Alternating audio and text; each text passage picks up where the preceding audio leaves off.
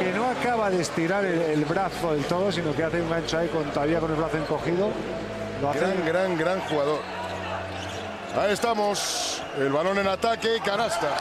Bien jugado, Τέσσερα δευτερόλεπτα για τη λήξη του ημιχρόνου. Ντράγκιτς εναντίον όλων.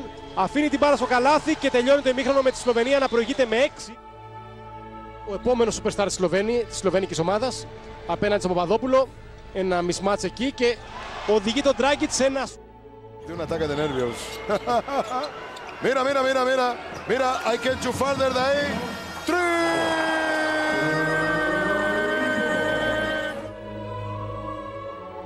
Mañana estaremos otra vez aquí a todas horas.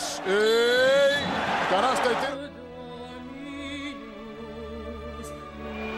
Diamantidis qui récupère la balle. Vassilopoulos. Diamantidis. Ils veulent pas shooter ou quoi? Papaloukas qui marque à 3 points. Incroyable. Il redevient Papaloukas. Oh non, mauvaise passe. Et récupéré par Papaloukas.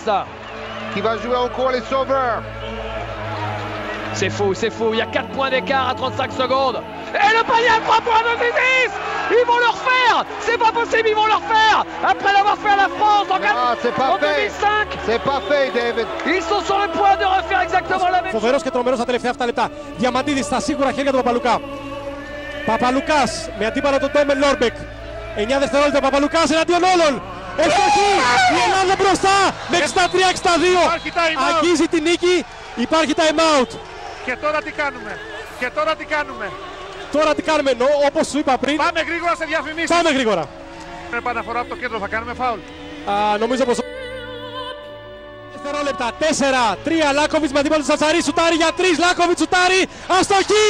Η Ελλάδα είναι στους ημιτελικούς, η Ελλάδα τα κατάφερε, η Ελλάδα Βαγγέλη στα 3-62. Η Ευρωπή μεγαλύτερη στην ιστορία, όχι μόνο του ευρωπαϊκού, αλλά του και του παγκόσμιου μπάσκετ. Ελλάδα-Σλοβενία 63-62.